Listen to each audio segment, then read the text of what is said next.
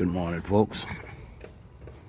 This is Avian Christian with another installment of how to grow Argonaut Butternut Squash. And I'll just jump right in this right quick because this is going to be a little short video. I want to show you guys the progression of my squash and a few things that I know is happening. Anybody who has more knowledge than me, please elaborate. Feel free. This is a big one here. This actually only been on here for maybe a week or so.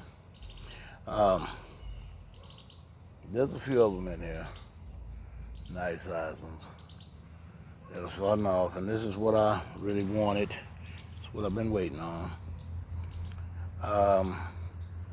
But they're not abundant as I wanted them to be. Now, this little anomaly here, this is something that I notice is going on in various locations here. I'm going to jump out to speculate that this vine, which as you can see, it has quite a few side shoots. And this one vine right here is running all the way from where they started, or where I planted them originally. A little storage shed right there, running to there from here. The foliage still looks nice and green and healthy, with the exception of this little end rot thing. Now, I don't know, I haven't actually got down there, man, and checked it out, why that is like that.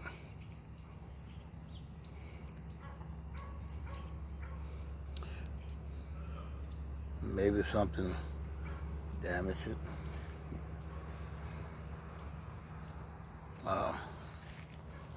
Don't know. Interesting.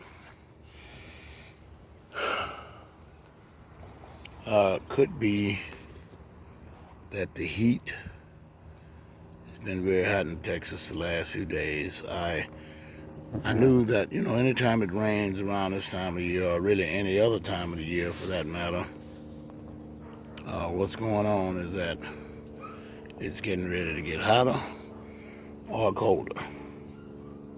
This is Central Texas.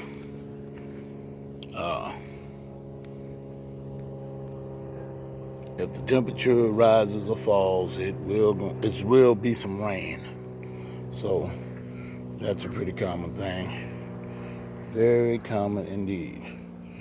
As you can see now, this little end right here, and these little ends right here, vine ends I'm talking about, side shoots, tips of vines, are healthy. There's very other healthy. I mean, as you can see,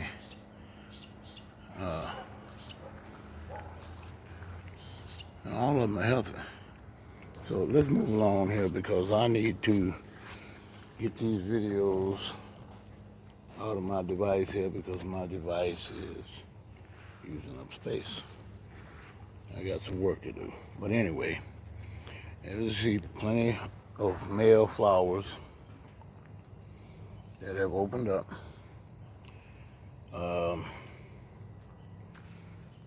Entirely or partially. So I'm getting, you can see there another butternut squash, actually two. That's kind of unusual. 2 on one vine. Looks like that's a healthy one. Nice green color. Developed bud in. And the flower has to kind of rot away, that material, but otherwise looks pretty good. Let's see here. Another little sibling right there on the same vine. And this is the fun part of it, because I don't know how big these things are gonna get. That's what I'm fixing to learn. And I am very excited to find out. But just going through here right quick now.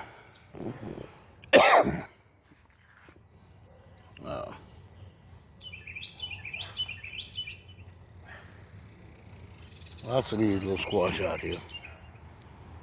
Little ones. And they have been, you can see there's another little one. Hundreds of them. Hundreds, yeah. All over the place. But not all of them are headed in the right direction. So it could be something that is heat related. Maybe the plant is stressed. So I got plenty of bees. There's someone working their thing, working their jelly, as my cousin likes to say. Wow. And there's some bees in action. And they ain't interested in the stinging or nothing. They just doing their thing. But I see the flowers open up in the morning time. Yeah, this is about 8:30-ish. Flowers open up in the morning. And by 12 o'clock, these flowers close up. And I don't want to say anything wrong about this, anything incorrect, but I do believe that they only open one time per flower. They open one time. There's another little squash in there. After they open up, the bees get into the male flower and they pollinate the female flower if there's any of them available. I gotta walk real delicate coming through here because up down ain't what it used to be, and I don't want to fall. But you see, that little blossom thing there, it could have been some kind of animal out here. This is the city, but we do have armadillos, possums, animals like that could find their way through here and might enjoy chewing on some of that. Oh, wow. Look at that.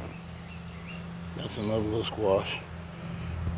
Yeah, I'm very excited to have some squash. See that flower on there, which is unopened. It's going to open up tomorrow or maybe the next day. It's going to open in the morning. It always do. It always opens in the morning. And the ones that tend to succeed, that's the way they start off. The ones that don't succeed, they never get that far. They never develop into a serious contender for the race of maturity. Let's put it like that. Put in little poetic terms, so to speak. But that's another male flower, one of that full of bees. I know there's bees somewhere making honey, and I'm thankful to God for that. It could be somebody, some beekeeper, or it could be some wild bees. But I'm just glad that they're here. So you can see that vine about a good 3.5 to 4 feet up the fence right there. I'm just trying to estimate because you can see the vines have grown all the way from the storage shed. And that's a good